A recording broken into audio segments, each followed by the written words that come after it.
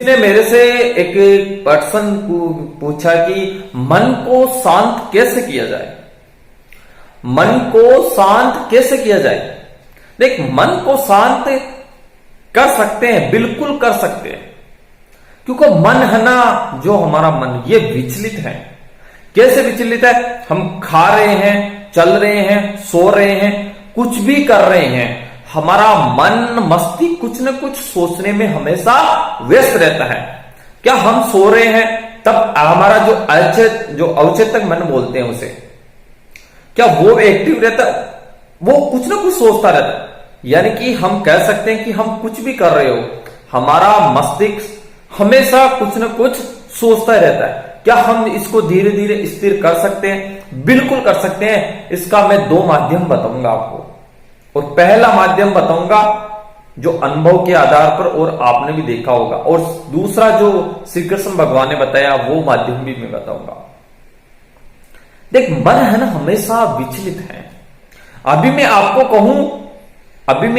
कहूं, देखना आपका मस्तिष्क कैसे रिएक्शन करता है। अभी मैं आपको कहूं राहुल गांधी को देखना नहीं है।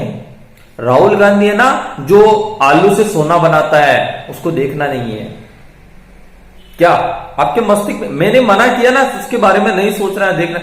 हमारा मस्तिष्क क्या करेगा? हम जैसे कहते हैं कि इसके बारे में नहीं करना है, तो ये क्या है कि हमारी सोच जो मस्तिष्क रहता है वो ज्यादा जाता है।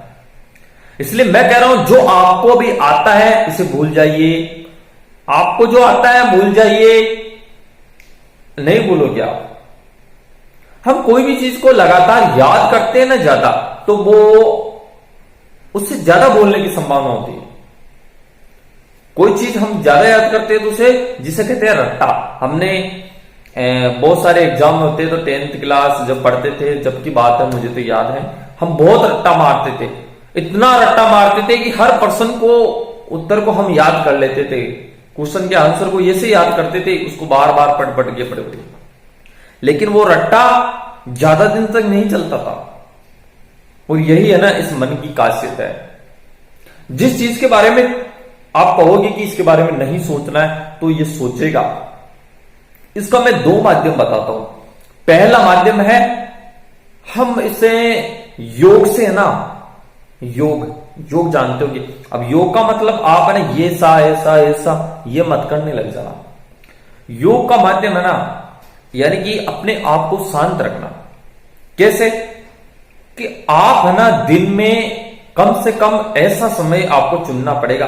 वैसे तो सुबह शाम बहुत ज्यादा सबसे इंपॉर्टेंट समय होता है, कि जिसे हम मेडिटेशन कहते हैं, कि हमें अपने आप को शांत करना होगा, अपने विचारों को शांत करना होगा। यानी कि हमें अकेले के अंदर, मैं सिंपल में कहूं ना, तो समय हमारे को देना पड़ेगा।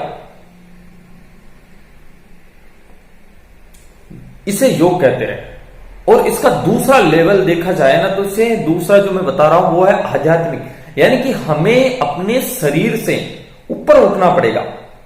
शरीर से ऊपर, यानी कि हमारी इंद्रियां है ना जहां जा रही हैं, ये इंद्रियां है ना, ये घोड़े का वो नाग, जो घोड़ा है ना लगातार चलता रहता है, वैसे ही है, ये भागती रहती है। घोड़ा हमेशा, आपको पता है क्या, घोड़ा जब बचपन में छोटा रहता है तब भी वो दौड़ता है, बड़ा रहता है तब भी वो दौड़ता है, बूढ़ा हो जाता है तब भी वो दौड़ता है। ऐसे हमारी इंद्रिया है ना, हमारा शरीर है ना वर्ध अवस्था में चले जाएगा, लेकिन हमारी इंद्रिया कभी भी वर्ध अवस्था में नहीं जाएगी। ये हमारी इंद्रिया, हमारा मन ही है जो हमें बार बार किसी चीज के बारे में भटकाता है। इसलिए आध्यात्मिक लेवल पे जाना पड़ेगा। और आध्यात्मिक का ही दूसरा भाग होता है बुद्धि।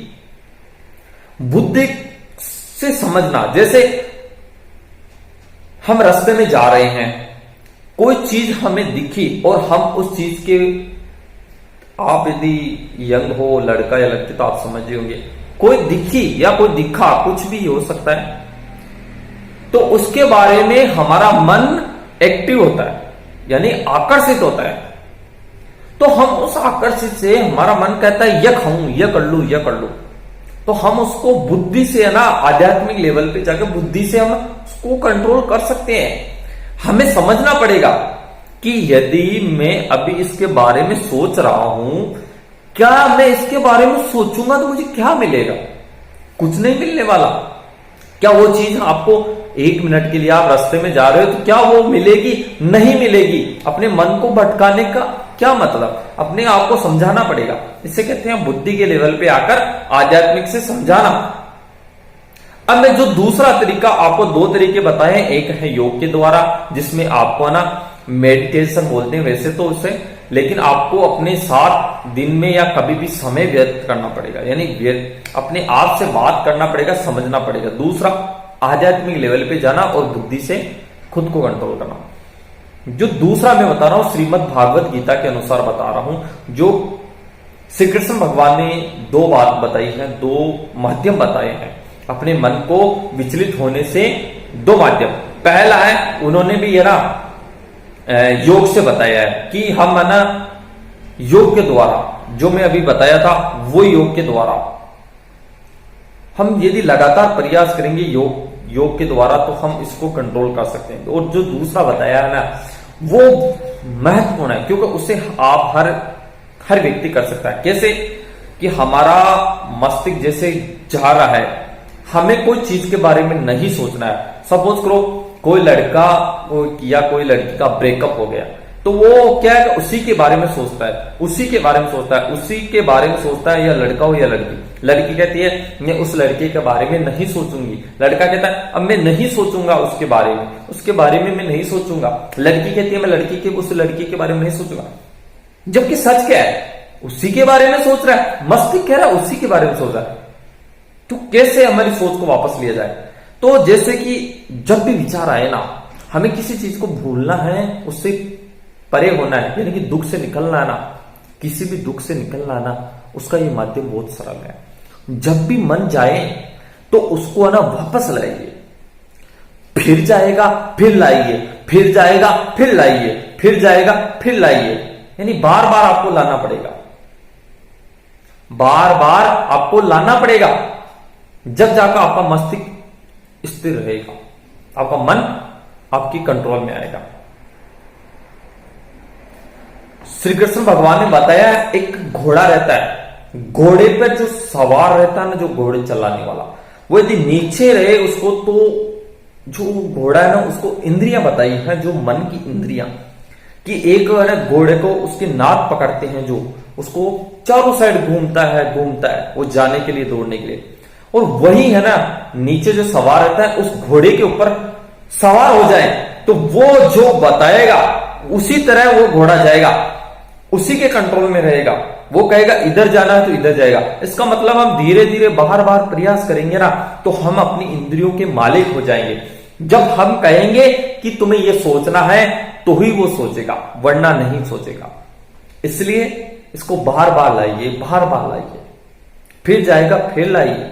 यही दुख का बाहर निकलने का माध्यम होता है, और इससे समय है ना धीरे धीरे सही भी कर देता है। इसलिए यह माध्यम बहुत महत्वपूर्ण है। यदि आपको लगा है कुछ कि मैंने जो बात बताई है, जो 2 माध्यम वो बताए, 2 ये, क्या मन को इससे शांत किया जा सकता है?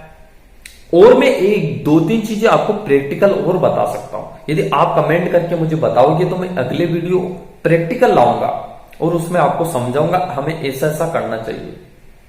और वो आप 1 महीने तक करोगे ना, 1 महीना नहीं कह रहा हूं मैं, 15 दिन भी आप कर लोगे ना, तो आप, मैं यकीन के साथ कह सकता हूं, आप उस लेवल पे चले जाओगे जिससे आप अपनी इंद्रियों को कंट्रोल कर सकोगे। आप कमेंट करोगे और लाइक शेयर करना मत भूलना, और कमेंट करके मुझे बताओगे तब मैं लाऊंगा अगला वीडियो।